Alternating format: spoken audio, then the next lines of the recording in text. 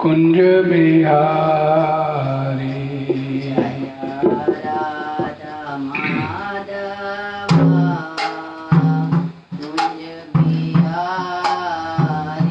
जय राधा माधवा कुंज बिहारी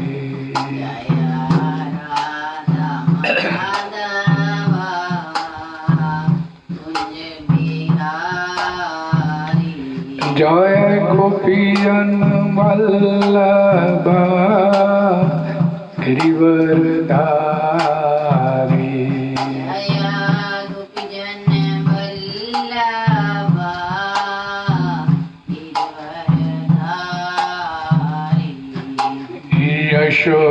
यशोदानंदन ब्रज जनरंजन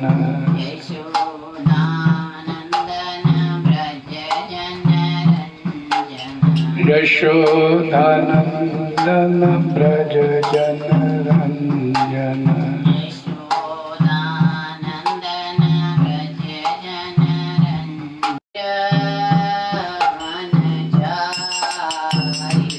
यमुना तीर वनचारी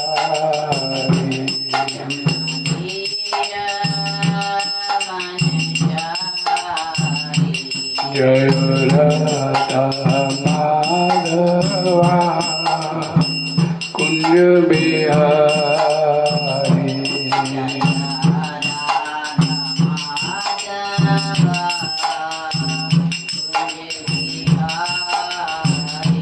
जय राधा माधवा कुंज बिहारी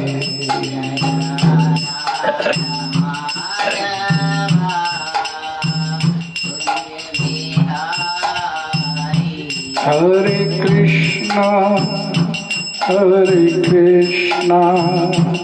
कृष्ण कृष्ण हरे हरे हरे राम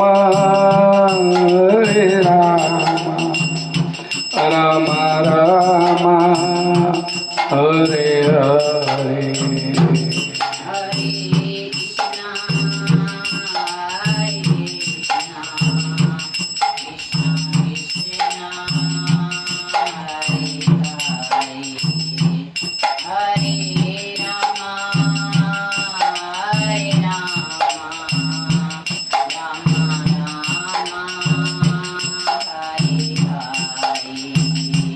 हरे कृष्णा कृष्ण कृष्ण हरे हरे हरे राम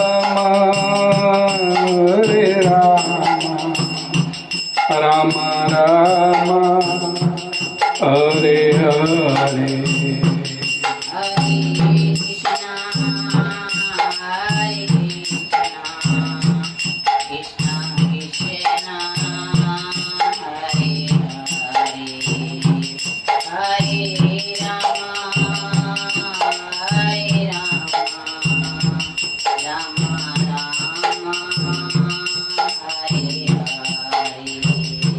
जय राधा श्याम सुंदर राधा श्याम सुंदर राधे राधे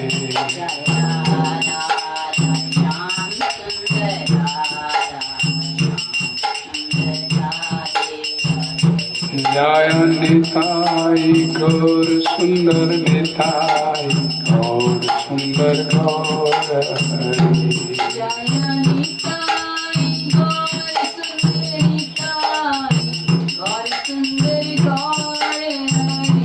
जय जगन्नाथ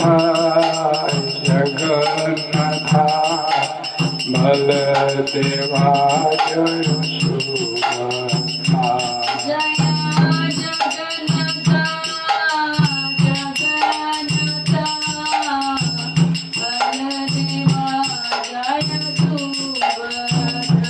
निताई गौर हरि बोल हरि बोल हरि बोल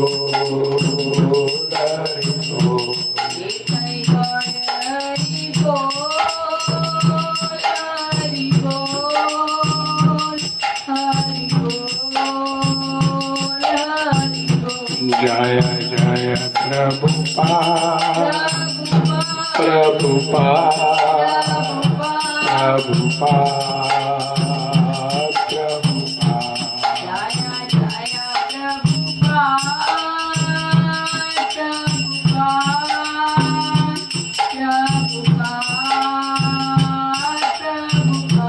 जय प्रभुपादाय प्रभुपादाय जगत गुरु शिला प्रभुपादाय जय प्रभुपादाय प्रभुपादाय जगत गुरु शिला प्रभुपादाय।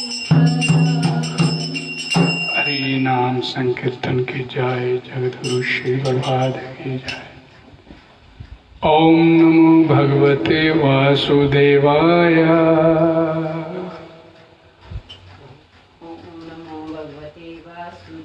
ओम नमो भगवते वासुदेवाय। ओम नमो भगवते वासुदेवाय। नारायणं नमस्कृत्यं नरं चैव नरोत्तमं देवीं सरस्वतीं व्यासं ततो जयमुदीरये। नष्टप्रायेषु भद्रेषु नित्यं भागवत सेव्या भगवती उत्तम श्लोके भक्तिर्भवति निष्ठिके। कृष्णाय वासुदेवाय देवकी नंदनाय च नंद गोप कुमाराय गोविंदाय नमो नमः। हरे कृष्णा। आज 20 मई दिन बुधवार संध्या समय भागवत चर्चा क्लास में आप सभी का स्वागत है और सभी का धन्यवाद है। चर्चा करेंगे श्रीमद् भगवद गीता यथारूप अध्याय 1 श्लोक संख्या नंबर 24 और 25। श्लोक इस प्रकार है। संजय उवाच एवं मुक्तो ऋषिकेशो गुडाकेशेन भारता सैन्योभ्यो मध्ये स्थापयित्वा रतो मम। भीष्म द्रोण प्रमुखता सर्वेषां च मयीक्षितान् उवाच पार्थ पश्यताम् संवेत कुरुनिति। इस श्लोक के हिंदी अनुवाद। संजय ने कहा, हे भरतवंशी अर्जुन, हे भरतवंशी अर्जुन द्वारा इस प्रकार संबोधित किए जाने पर भगवान श्री कृष्ण ने दोनों दलों के बीच में उस उत्तम रथ को लाकर खड़ा कर दिया। भीष्म द्रोण तथा विश्व भर के अन्य समस्त राजाओं के सामने भगवान ने कहा, हे पार्थ, यहाँ पर एकत्र सारे कुरुओं को देखो। हरे कृष्णा। इन श्लोकों के तात्पर्य हिजवानी ग्रेस जगतगुरु श्रील प्रभुपाद जी द्वारा सरल स्पष्ट है, सिर्फ ध्यान से सुनने की आवश्यकता है। इस श्लोक में अर्जुन को गुडाकेश कहा गया है। गुडाका का अर्थ है नींद, और जो नींद को जीत लेता है वह गुडाकेश कहलाता है। नींद का अर्थ अज्ञान भी है, अतः अर्जुन ने भगवान कृष्ण की मित्रता के कारण नींद तथा अज्ञान दोनों पर विजय प्राप्त की थी। भगवान कृष्ण के भक्त के रूप में वह कृष्ण को क्षण भर भी नहीं भुला पाया, क्योंकि भक्त का स्वभाव ही ऐसा होता है। यहाँ तक कि चलते अथवा सोते हुए भी कृष्ण के नाम, रूप, गुणों तथा लीलाओं के चिंतन से भक्त कभी मुक्त नहीं रह सकता। अतः कृष्ण का भक्त उनका निरंतर चिंतन करते हुए नींद तथा अज्ञान दोनों को जीत सकता है। इसी को कृष्ण भावनामृत या समाधि कहते हैं। प्रत्येक जीव की इंद्रियों तथा मन के निर्देशक अर्थात ऋषिकेश के रूप में भगवान कृष्ण अर्जुन के मंतव्य को समझ गए कि वह क्यों सेनाओं के मध्य में रथ को खड़ा करवाना चाहता है। अतः उन्होंने वैसा ही किया और फिर वे इस प्रकार बोले। समस्त जीवों के परमात्मा स्वरूप भगवान कृष्ण जी जानते थे कि अर्जुन के मन में क्या बीत रहा है। इस प्रसंग में ऋषिकेश शब्द का प्रयोग सूचित करता है कि वे सब कुछ जानते थे। इसी प्रकार पार्थ शब्द अर्थात पृथा या कुंती पुत्र भी अर्जुन के लिए प्रयुक्त होने के कारण महत्वपूर्ण है। मित्र के रूप में वे अर्जुन को बता देना चाहते थे कि चूंकि अर्जुन उनके पिता वसुदेव की बहन पृथा का पुत्र था, इसलिए उन्होंने अर्जुन का सारथी बनना स्वीकार किया था। किंतु जब उन्होंने अर्जुन से कुरुओं को देखो कहा तो इससे उनका क्या अभिप्राय था? क्या अर्जुन वहीं पर रुककर युद्ध करना नहीं चाहता था? कृष्ण को अपनी भुआ पृथा के पुत्र से कभी भी ऐसी आशा नहीं थी। इस प्रकार से कृष्ण ने अपने मित्र की मनस्थिति की पूर्व सूचना परिहासवश दी है। हरे कृष्ण। ओम अज्ञानतिमिरन्धस्य ज्ञानाञ्जन शलाकया चक्षुर्मीलितं येन तस्मै श्री गुरुवे नमः। श्री चैतन्य मनोभीष्टं स्थापितं येन भूतले स्वयं रूपाकथमह्यं ददाति सम्पदा। नमो विष्णुपदाय कृष्णपृष्ठाय भूतले श्रीमते भक्ति वेदांत स्वामिनीति नामिने। नमस्ते सरस्वते देवे गौरवाणी प्रचारिणे निर्विशेष शून्यवादी पाश्चात्य वांछा कल्पतरुभ्यश्च कृपा सिन्धुभ्येव च पतितानां पावनेभ्यो वैष्णवेभ्यो नमः। जय श्री कृष्ण चैतन्य प्रभु नित्यानंद श्री अद्वैत गदाधर श्रीवासादि गौर भक्त। हरे कृष्ण कृष्ण कृष्ण हरे हरे, हरे राम राम राम हरे हरे। भगवत वाणी श्रीमद् भगवद गीता की जय। जगद्गुरु श्री प्रभुपाद की जय। ये दोनों श्लोक बड़े महत्वपूर्ण भगवद गीता के प्रथम अध्याय के, जो इसमें बतलाया गया। प्रभुपाद जी ने एक संकेत दिया कि भगवान श्री कृष्ण ऋषिकेश बोला गया और अर्जुन को गुड़ाकेश। और यहां पर बताया कि गुड़ाकेश कहने का तात्पर्य क्या था। गुड़ाका का अर्थ है नींद। यहां पर जैसे श्रील प्रभुपाद जी बता रहे हैं। और ईश का मतलब होता है स्वामी, जिसने नींद के ऊपर विजय प्राप्त कर लिया। और नींद निद्रा का एक दूसरा अर्थ है अज्ञानता, अर्थात जिसने अज्ञानता के ऊपर भी विजय प्राप्त कर लिया। जहां पर भगवान श्री कृष्ण अर्जुन को गुड़ाकेश, गुड़ा का एक मतलब और भी निकलता है। इसका मतलब तो है मुड़ा हुआ, मुड़ जाना। और केश का मतलब बाल, बाल जिसके घुंघराले मुड़ जाते हैं, गोल हो जाते हैं, घुंघराले बाल वाला। तो यहाँ पर सभी जो मीनिंग अर्जुन के लिए निकलते हैं, अर्जुन के ऊपर स्टिक बैठते हैं। इसमें एक बड़ी महत्वपूर्ण बात जो इस श्लोक के माध्यम से यहाँ पर बताई गई।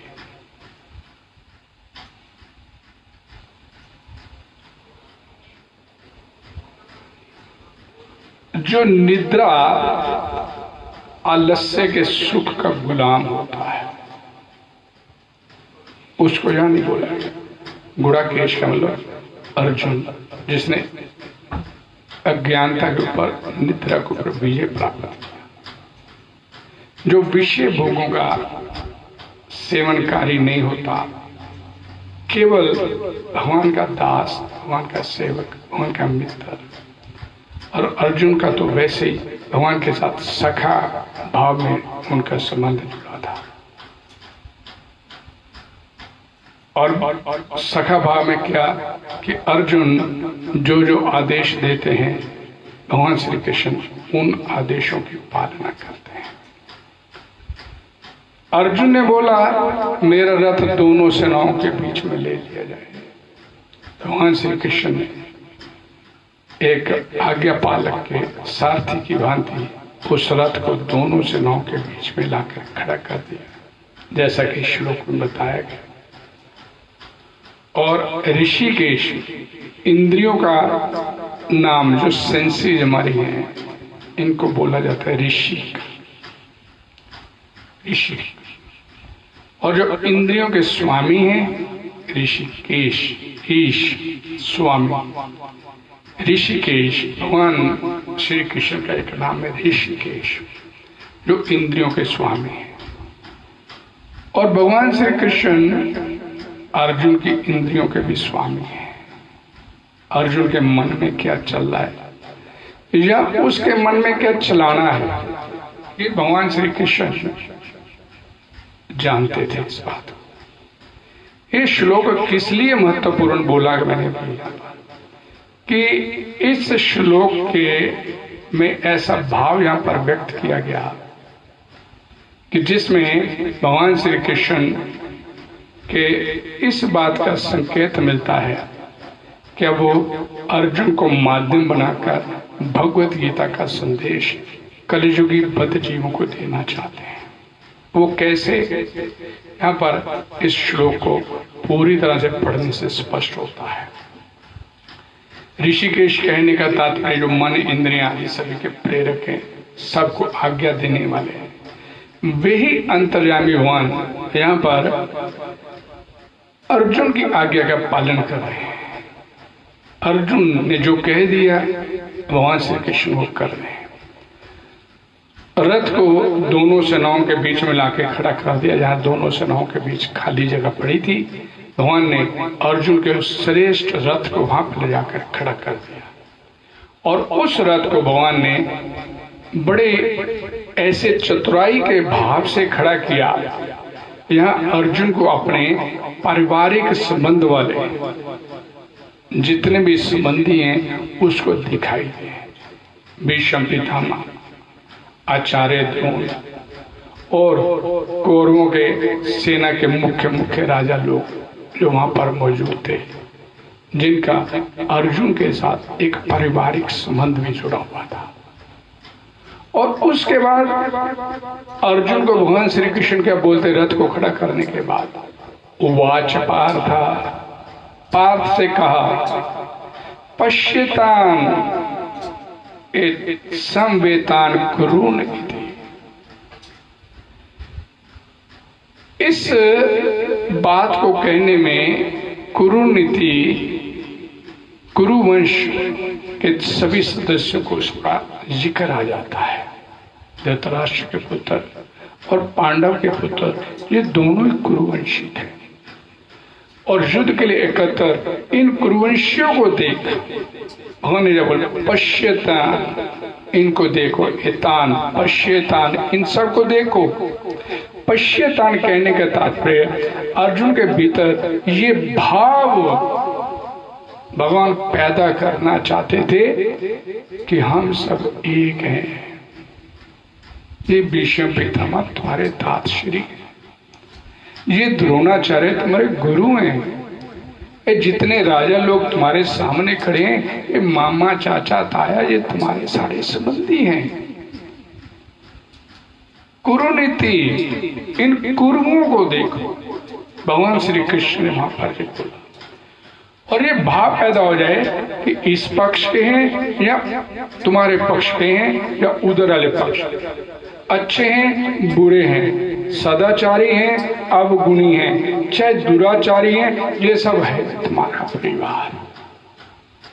भगवान के कहने के पीछे ये तात्पर्य अर्जुन को संकेत दे रहा था। इस कारण ये सारे अपने परिवारजन के हैं और अर्जुन में छिपा हुआ ये पारिवारिक मोह जो था वो भगवान उस मोह को जागृत करना चाहते थे। भगवान वहां पर चाहते, यहाँ बोला पश्यतान, यहाँ पर श्लोक बोला संवेतान, 71 हुए कुरुनीति, इन कुरुओं को देखो। वहां पर भगवान अगर ये कहते पश्यतान धार्मिष्ठान समन्विति, इन दत्त राष्ट्र की तरफ से जुड़े हुए इन लोगों को देखो, और भगवान ऐसा बोलते तो उसके अंदर क्रोध का भाव उजागर हो जाता अर्जुन के अंदर। और जो भगवद गीता भगवान कहनी चाहते थे, जो संदेश भगवान देने का मंतव्य था भगवान श्री कृष्ण का, उस सबसे बात, इसीलिए भगवान श्री कृष्ण ने उनको बोला पश्यतान कुरुनीति, इन कुरुओं को देखो, धृतराष्ट्र के इनको नहीं देखो। अर्जुन ने बोला मेरा रथ दोनों सेनाओं के बीचों बीच ले जाकर खड़ा करता हूं, मैं देखना चाहता हूं। भगवान श्री कृष्ण को जब अर्जुन बोलते इस बात कि मैं देखना चाहता हूं, निरीक्षिए अवक्ष्य, मैं देखना चाहता हूं मेरे साथ युद्ध करने के लिए कौन कौन तैयार। तो भगवान उस रथ को दोनों सेनाओं के बीच में ले जाकर चुपचाप खड़ा कर देते, कुछ बोलते नहीं। लेकिन अब भगवान श्री कृष्ण यहाँ पर ऋषिकेश, इंद्रियों के स्वामी, अर्जुन के भी इंद्रियों के स्वामी हैं, और अर्जुन के माध्यम से, अर्जुन के ज्ञानी नहीं है जहाँ पर, इस बात को जहाँ पर गुड़ाकेश बोलने का भाव ही है, अर्जुन को यह ज्ञानी नहीं है, अर्जुन में मोह जागृत हो जाएगा। लेकिन भगवान अपने ढंग से अब इस भगवत गीता को बोलना चाहते थे, और इसका निमित्त उन्होंने बनाया था अर्जुन को। और अर्जुन के अंदर, क्योंकि अर्जुन की जो सेंसेस है, जो इंद्रियां हैं, उनको जागृत करना भगवान का काम है। और भगवान ने पश्यतान संवेतान कुरुनीति कहते हुए उसके इंद्रियों को जागृत किया। ये तेरे सारे, देख इन कुरुओं को, ये सारे तेरे संबंधी हैं। भगवान, इसे एक बड़ी महत्वपूर्ण बात है कि अर्जुन के भीतर का जो पारिवारिक मोह था, थोड़ा बहुत तो था, ही था, ताश्री, उसके ताश्री थे, उसे उसका बड़ा स्नेह का संबंध था भीष्म पितामह से, गुरु द्रोणाचार्य से उनका बड़ा स्नेह का संबंध था। लेकिन इस स्नेह को, इस मोह को भगवान श्री कृष्ण ने युद्ध के इस मैदान पे ये कहते हुए और जागृत किया। क्यों? क्योंकि अर्जुन के अंदर जो थोड़ा बहुत भी मोह था, उस मोह को भगवान श्री कृष्ण यहाँ पर पूरी तरह से समाप्त करना चाहते थे। इसलिए कहते डॉक्टर ने जब फोड़ा हो जाता है तो डॉक्टर उसे पहले पकने देता है, ये पहले पक जाए, फिर उसके बाद चीरा लगाया जाता है, फिर उसका इलाज किया जाता है। तो यहाँ पर भगवान श्री कृष्ण द्वारा ये कहने पर कि इन गुरुओं को देखो, और भगवान ने इस विलक्षण ढंग से उस रथ को खड़ा किया जहाँ पर उसके जितने भी स्नेह संबंधी थे अर्जुन के, वो उनको दिखाई देने लगे। और अर्जुन के भीतर के उस मोह को भगवान श्री कृष्ण ने डॉक्टर की तरह फोड़ा पकाने का काम किया, कि पकाया और फिर उसके बाद भगवत गीता का संदेश देकर उसमें चीरा लगाएंगे। ये भगवत गीता का ये श्लोक यहाँ पर संकेत किया जाता है, या टीकाकार अक्सर संकेत करते हैं कि ये शब्द इस्तेमाल करने से भगवान ने अर्जुन के अंदर के समूह को बाहर निकालने का प्रयास किया। और ऋषिकेश शब्द जहाँ पर इस्तेमाल किया गया वो इसी भाव को लेकर था।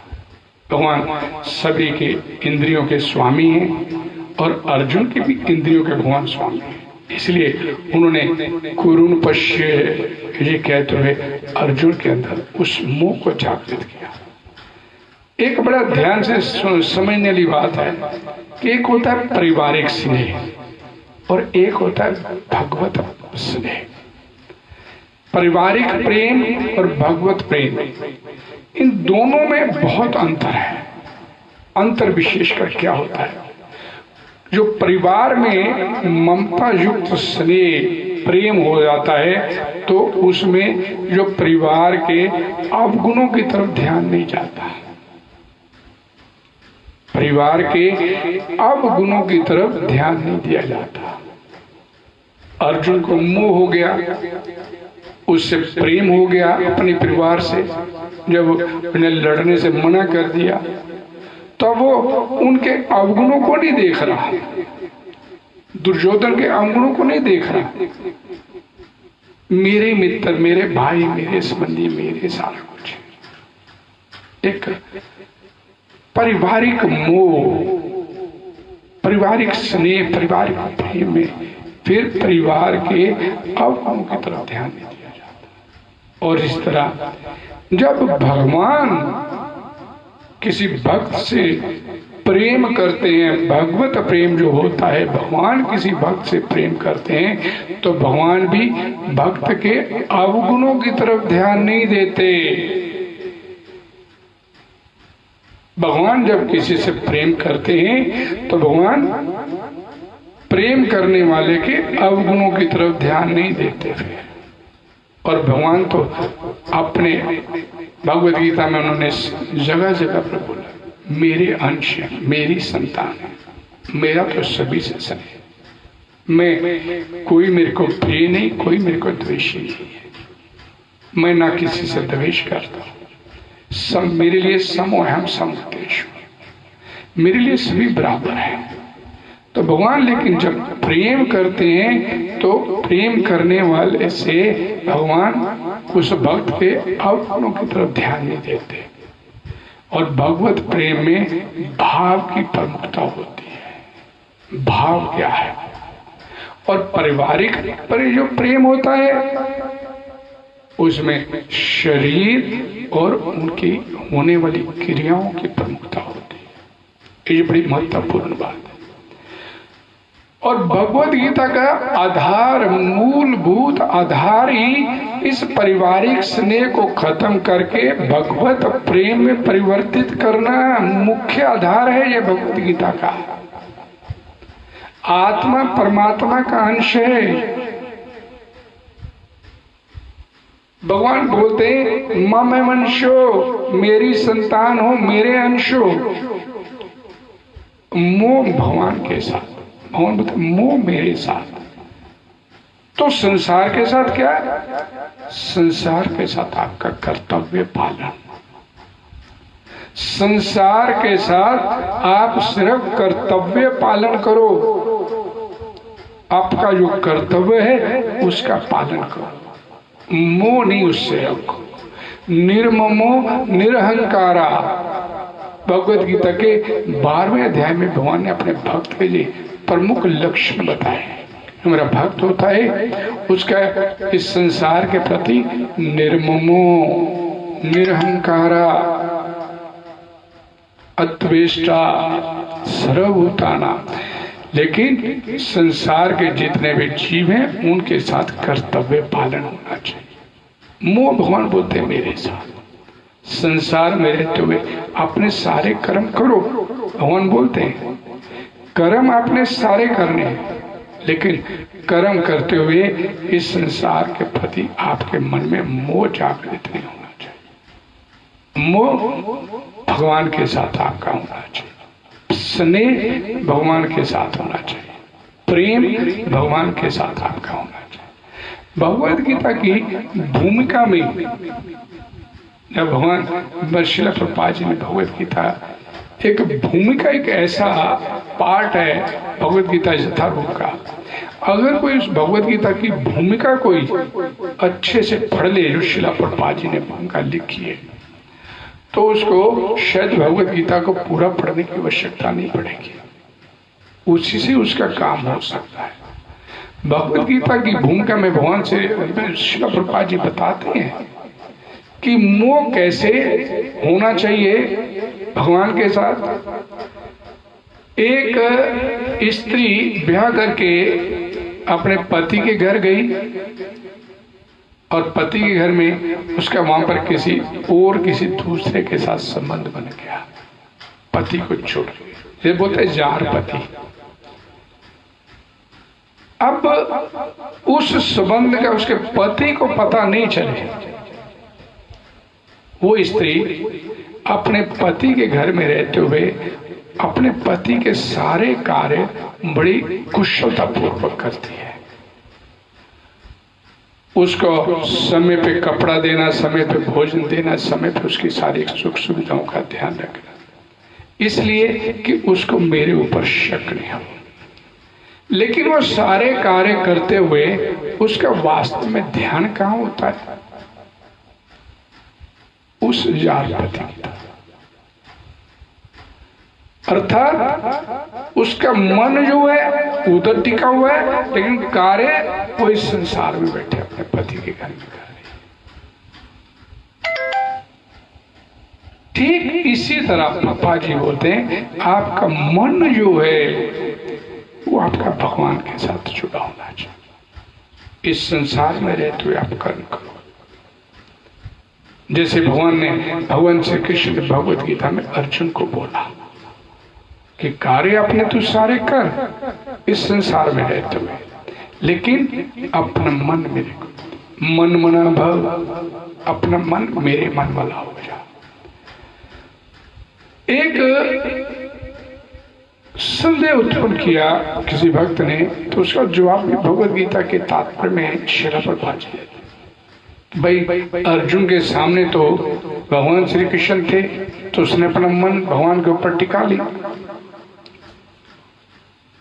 और फिर अर्जुन को जैसे जैसे भगवान श्री कृष्ण ने बोला वैसे वैसे भगवान अर्जुन ने कार्य किया, भगवान के ऊपर अपना मन टिकाते हुए,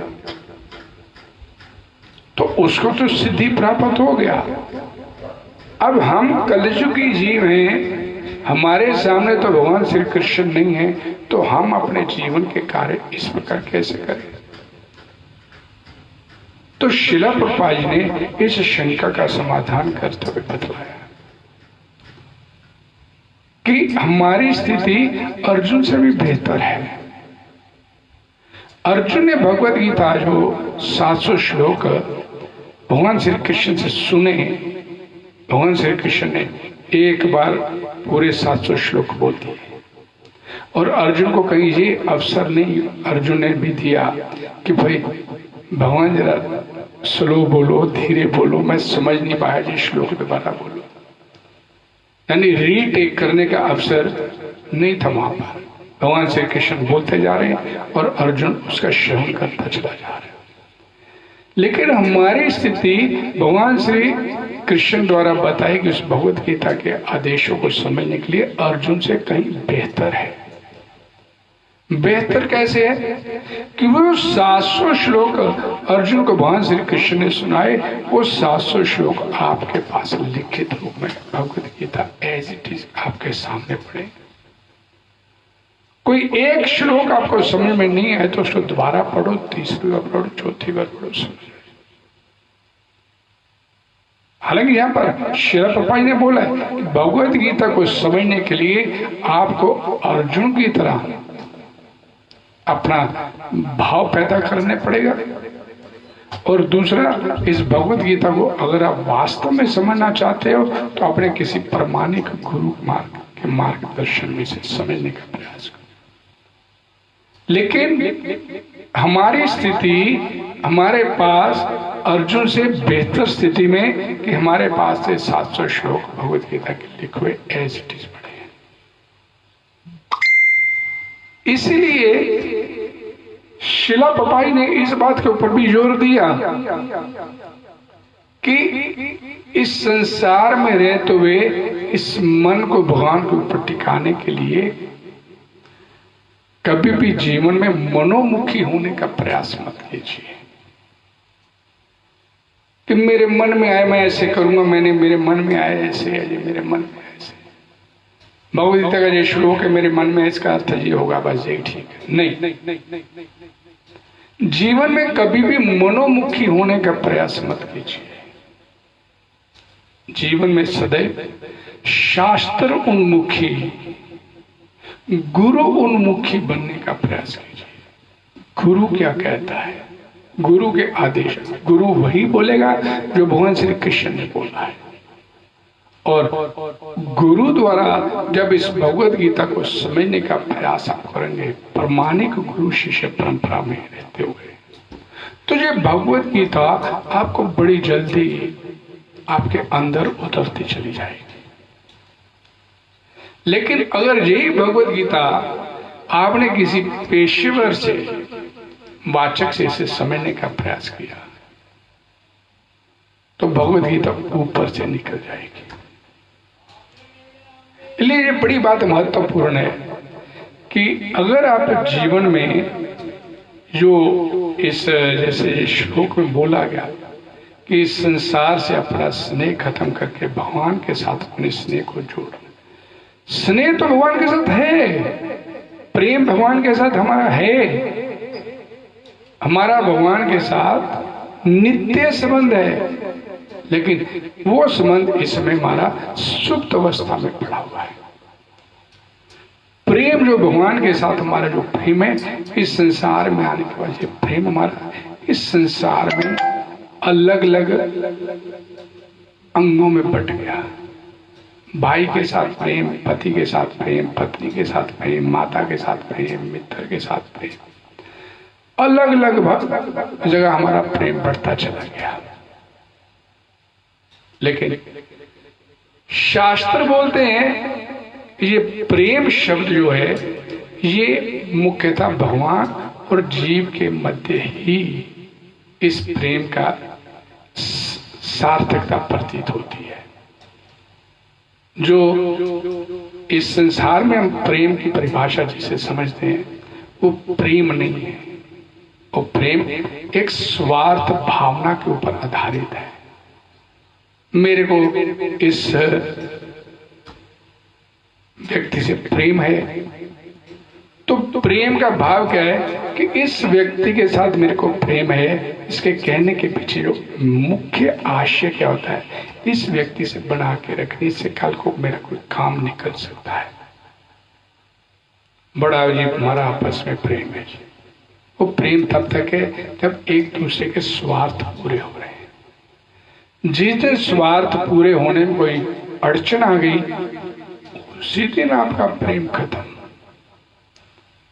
प्रेम किसे बोलते हैं?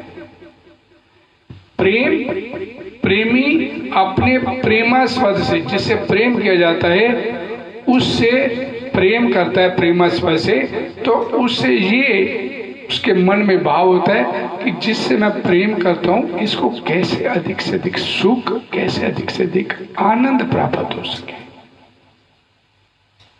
लेकिन हमारा जो इस संसार में प्रेम होता है वो प्रेम कि मेरे को कैसे इस सामने वाले से आनंद मिल सके, सुख मिल सके, मेरा स्वार्थ कैसे पूरा हो जाए, ये प्रेम की परिभाषा है।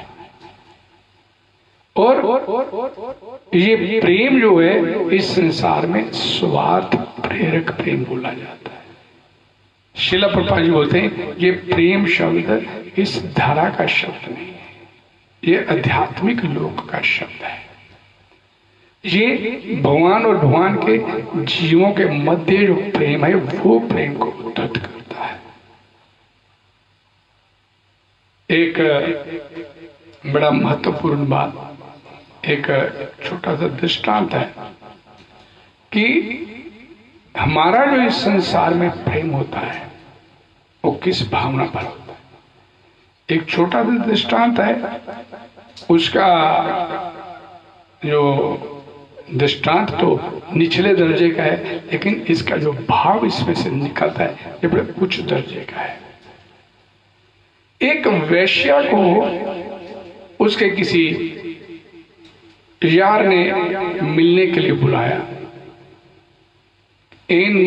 इस वक्त पर इस जगह पर मैं मौजूद मिलूंगा, आप आ जाना। वो वेश्या घर से अपने तैयार होकर निकली उस पुरुष को मिलने के लिए, सज धज के तैयार होकर निकली, बड़ी तेजी तेजी से जा रही थी। और उसका जो मन था उस व्यक्ति के से जुड़ा हुआ था कि जिस व्यक्ति से उसने मिलना था। तो रास्ते में एक जगह पर एक मौलवी नमाज पढ़ रहा था चद्दर बिछा कर। वो वैश्य तेजी से चलते चलते वो मौलवी जहां पर नमाज पढ़ रहा था नीचे चादर बिछा कर वो चादर के ऊपर पैर रखते हुए निकल गई। मौलवी को बड़ा गुस्सा आ गया, लेकिन वो तब तक बड़ी तेजी से निकल गई थी। और कुछ देर के बाद जब वो वापस अपने उस पुरुष से मिलने के बाद वापस लौट रही थी तो उसी स्थान पर से निकली जहां पर वो मुसलमान मौलवी नमाज पढ़ रहा था। उसने तुरंत उस स्त्री को पहचाना, रोका, तुम्हें मालूम नहीं था मैं जहां पर नमाज अदा कर रहा था, अल्लाह के घर में हाजिरी दे रहा था और तुम मेरे इस चादर के ऊपर पैर रखकर चली गई। तो उस वैश्य ने उसको जवाब दिया, मैं तो एक संसारी पुरुष के ध्यान में इतना रंगी हुई थी कि मेरे को ये ध्यान ही नहीं रहा कि इस चादर के ऊपर पैर रख के मैं निकल गई जिस पे तुम नमाज अदा कर। मैं तो एक संसारी पुरुष के प्रेम वश होके जा रही थी, लेकिन तुम तो उस अल्लाह की दरगाह में तुम हाजिर दे रहे थे, तो तुम्हारा ध्यान इस कदर कैसे चला गया कि मैं उस चादर के ऊपर पैर रखकर चली गई। हमारा जो भक्ति भाव है उस संसार को देखने के साथ जुड़ा रहता है। भक्ति करते हैं, भक्ति का अर्थ होता है भगवान की प्रेममयी सेवा। लेकिन भगवान की प्रेममयी सेवा कैसे करते हैं? जब कोई देखने वाले होते हैं सामने तो बढ़िया से माला करते हैं, हरे कृष्ण हरे कृष्ण, घंटी घंटी बजा के सब कुछ अच्छा सा करते हैं। लेकिन जब देखने वाला कोई नहीं होता तो निपटाने का कार्य करते हैं। भगवान के साथ प्रेम हमारा सुप्त अवस्था में पड़ा है, सोया पड़ा है। वो जागेगा कैसे? उसे जगाने की आवश्यकता है। वो भक्तों के संग, जितना जितना आप भक्तों की संगति करेंगे उतना उतना आपके अंदर सोया हुआ ये प्रेम है, ये सुप्त अवस्था से जागृत अवस्था में आता चला जाएगा। लेकिन अगर नहीं जागता, ये पारिवारिक स्नेह, पारिवारिक प्रेम बना रहता है तो इस संसार के दुख जो भाव है आपके ये कभी समाप्त होने वाले। इसके लिए, इस भाव को समाप्त करने के लिए, इस संसार से जुड़ाव जो अपना समाप्त करने के लिए भगवान श्री कृष्ण ने अर्जुन को निमित्त बनाया। और भगवद गीता का जो संदेश अर्जुन के लिए नहीं था, अर्जुन तो मात्र एक निमित्त बना, और अर्जुन कोई अज्ञानी भी नहीं था, भगवान श्री कृष्ण का संगी था। अज्ञानता में कैसे हो सकता है? और यहाँ पर उसे गुड़ाकेश बोला गया। गुड़ाकेश का मतलब जिसने अज्ञानता पर विजय प्राप्त किया है। लेकिन यहाँ पर भगवान उसे निमित्त बनाकर इस भगवद गीता का संदेश हम जैसे कलयुगी जीवों के लिए देना चाहते थे। और ये भगवद गीता का संदेश क्या है? मुख्य संदेश इसका क्या है कि ये पारिवारिक प्रेम छोड़ के भगवत प्रेम की तरफ अपने आप को अग्रसर करना। इस संसार में रहते हैं। प्रभा जी एक बड़ा सुंदर एक और एग्जाम्पल दिया। एक व्यक्ति बैंक में नौकरी करता है और बैंक में कैशियर के पद पर है। हजारों लाखों करोड़ों रुपए उसके कैश में उसके पास होते हैं। कंप्यूटर, टेबल, चेयर सब कुछ बैंक की तरफ से मिला होता है। करोड़ों रुपए उसके पास कैश काउंटर में होते हैं, लेकिन उसको अंदर से ये पता होता है ये मेरे नहीं है। निर्मम, ये निर्मम का भाव इस संसार में अपने लिए पैदा करना कि ये मेरा नहीं है, ये मेरे लिए नहीं है, ये मेरा इनके साथ कर्तव्य पालन है। कैसे? जब कैशियर छुट्टी करता है, सारा कैश चाबी चुबी वहीं पे छोड़ के चला जाता है, और जब रिटायर होता है सारा अपना टेबल चेयर सब उसको मालूम है ये बैंक का है, छोड़ के जाता है।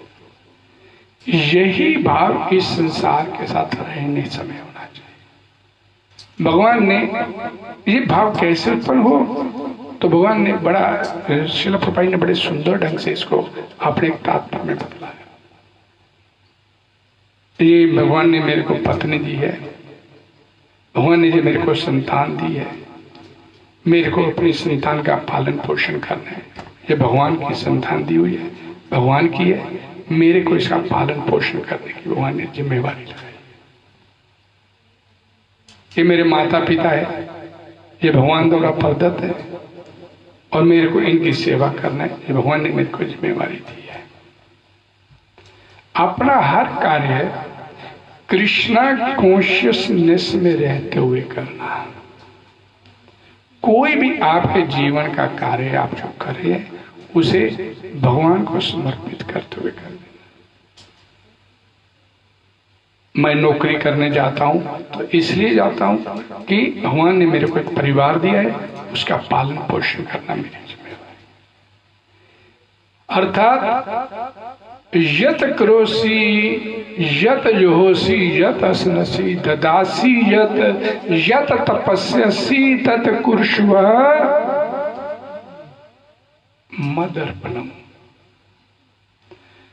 तो जो कुछ भी करता है, जो कोई तो धार्मिक कार्य भी करता है, जो तू खाता पीता है, कोई दान इत्यादि भी करता है, या कोई तपस्या इत्यादि भी जो कुछ भी तू कर रहा है इस संसार में रहते हुए, तत्कुर्ष्व तू कर,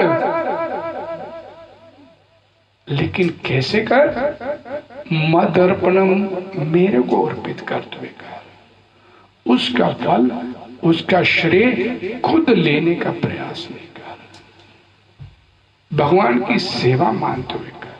भगवान ने जो मेरे को सेवा दी है, इस संसार में हम आए थे तो खाली आए थे, जो कुछ मिला यहीं पे मिला, और जो कुछ छोड़ के जाने भगवान के लिए छोड़ के, अपना जापनाथ कुछ था ना है ना रहेगा। और जबकि भगवान आपके हैं, आपके थे और आपके रहेंगे। भगवान और संसार के साथ इस संबंध को समझने के लिए अभी मैंने बोला, ये संसार आपका कभी हो नहीं सकता, कभी था नहीं और कभी होगा नहीं। भगवान आपके थे, आपके हैं और सदैव आपके रहेंगे। और भगवान आपके कितने अपने हैं, भगवान आपके अपने कितने हैं, आप भगवान का आपके साथ कितना आत्मीयता का संबंध है, वो इस बात से पता चलता है कि आप अपने दुष्कर्मों की वजह से मल के कीट की जोनी में भी चले जाते हो तो भगवान वहां भी आपके साथ रहते हैं। वो अलग बात है कि आप अपने दुष्कर्मों की वजह से भगवान को कहां तक घसीट के लेके जाते हैं, लेकिन भगवान वहां भी आपका साथ नहीं छोड़ते हैं, वहां भी आपके साथ रहते हैं। भगवत गीता में भगवान इस बात की व्याख्या करते हैं, ईश्वर सर्वभूतानां हृदयेषु अर्जुन तिष्ठति। हे अर्जुन, मैं सर्वभूतानां के सभी जीवों के, सिर्फ मनुष्य के नहीं, 84 लाख जोनियां हैं, 84 लाख जीवों के अनुमति में सभी के हृदय में बैठा हूं। और आप अपने दुष्कर्मों की वजह से उसे कहां तक घसीट के लेके जाते, लेकिन वो फिर भी आपका साथ नहीं छोड़ते। वो आपके कितने हैं इसी बात से अंदाजा लग सकता है। और फिर भी हमारे अंदर उस भगवान के लिए स्नेह प्रेम नहीं उत्पन्न, फिर इस संसार के लिए रोते रहते हैं, मेरा संसार, मेरा परिवार, मेरा ये, मेरा मोह, मेरा। यहाँ पर आपका किसी का कुछ है, जो कुछ दिया भगवान ने दिया, और जब भगवान की इच्छा होती है अपने पास वापस ले लेता है। आप कितना मर्जी रोते रहिए, चिल्लाते रहिए, आपका जीवन सुचारू ढंग से चल सके, आपका जीवन सुचारू ढंग से चल सके, भगवान ने ये सारी व्यवस्था करके आपको दिया। आपको भगवान ने परिवार, घर, समाज सब कुछ मुहैया करवाया, लेकिन आपने भगवान द्वारा प्रदत्त इस सभी चीजों के ऊपर अपना मालिकाना हक बना के बैठ गए। ये मेरा है, ये मेरा है, ये मेरा। इसी मूल भावना को खत्म करने के लिए भगवद गीता का ये संदेश, भगवान श्री कृष्ण यहां पर इस संदेश को देना चाहते हैं। इस श्लोक के माध्यम से भगवान सभी जीवों के हृदय में जो एक पारिवारिक स्नेह, इस संसार में अक्सर केवल मैं केवल बोलता हूं 8 अरब 10 अरब की आबादी है इस पूरे संसार की। 8-10 अरब आबादी में से आपका स्नेह कितनों लोगों के साथ है? मुश्किल से आपका परिवार के 5-10 में 2-4 मित्र, और जब उसको भी कसौटी पे उतारेंगे तो आपका स्नेह 2-4 के साथ रह जाएगा। और ये स्नेह 8-10 अरब आबादी, संसार की आबादी में से 8-10 लोगों के साथ स्नेह, प्रेम, इसे समाप्त कर। आप नहीं करोगे तो भगवान तो करवा ही नहीं समाप्त। कदम कदम पर भगवान आपको इस संसार में जताते हैं कि ये संसार तुम्हारा नहीं है, लेकिन हम बार बार मार खाने के बावजूद भी, इस संसार में पिटने के बावजूद भी इसी संसार को अपने गले लगाने के लिए हर समय तत्पर रहते हैं। और परिणाम बार बार जन्म लेते, इस संसार में बार बार मरते हैं। भगवत गीता इसी मूलभूत आधार पर,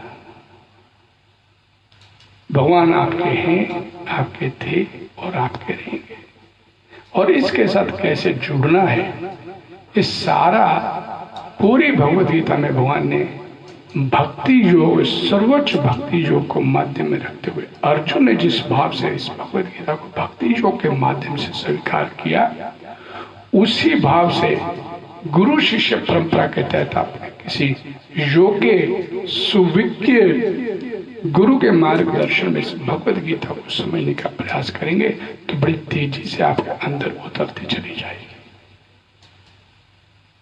हरे कृष्णा हरे कृष्णा कृष्णा कृष्णा हरे हरे, हरे राम राम राम हरे हरे।